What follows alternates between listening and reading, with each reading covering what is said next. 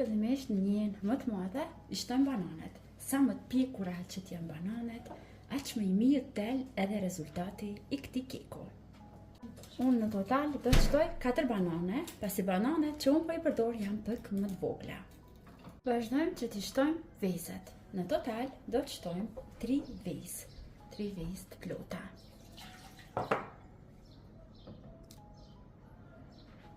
Ne vazhdojmë që ta shtojmë sasinë e sheqerit. Unë do të shtoj 1 gotë, 200 ml plot me sheqer. Ju mund ta përshtatni ëmbëlsinë sipas shijerave të juaja. Tani në mikser do t'i përzijem pak bananet, vezën dhe sheqerin.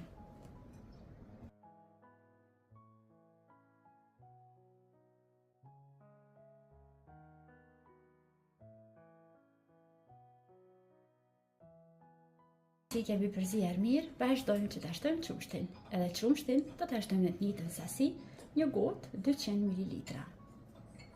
Për ca vaj duhet që të shtojmë 180 ml. Gotën e 200 ml, 1 gisht më pak. Vazhdojmë tani që ta shtojmë miellin. Miellin do ta matim me gota. Do të shtojmë një herë 2 gota miell për ta kontrolluar se do të na bëhet mjaftueshëm i trash keku. Vazhdojmë brenda të shtojmë 1 pak pluhur për pjekje, 1 vanilë sheqer. Përzijem me mikser edhe një herë derisa të formohet një masë e mirë homogjene.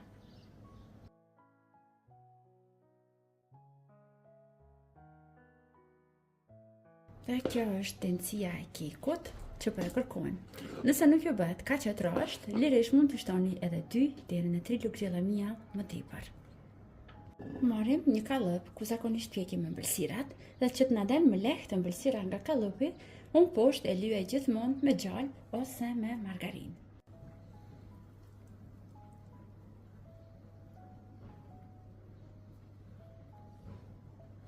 Vazhdojmë tani në pjekje, por si gjithmonë pjekjen do ta bëjmë ndal ngadal.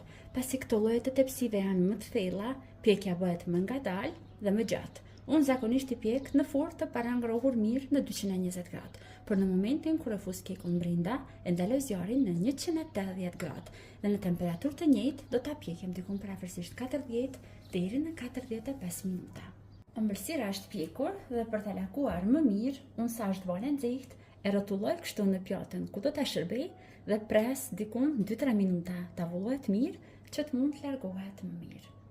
Dhe keku është gati.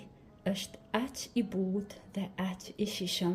Pra gjithmonë kur t'ju ngelen banane më tepër në shtëpi, t'ju kujtohet receta e këtij keku, ta përgatitni dhe jam e sigurt se të gjithë fëmijët e juaj do e pëlqejnë shumë. Do të presim që të ftofet vetëm 2-3 minuta para se ta prejmë dhe ta shërbejmë. Pasi është ftofur pak keku, e kemi prerë dhe kemi shërbyer në pjata më të vogla. Shpresoj që ta provoni edhe ju dhe ta shijoni. Deri në video recetat e radhës, mbeteni të përshëndetur nga unë.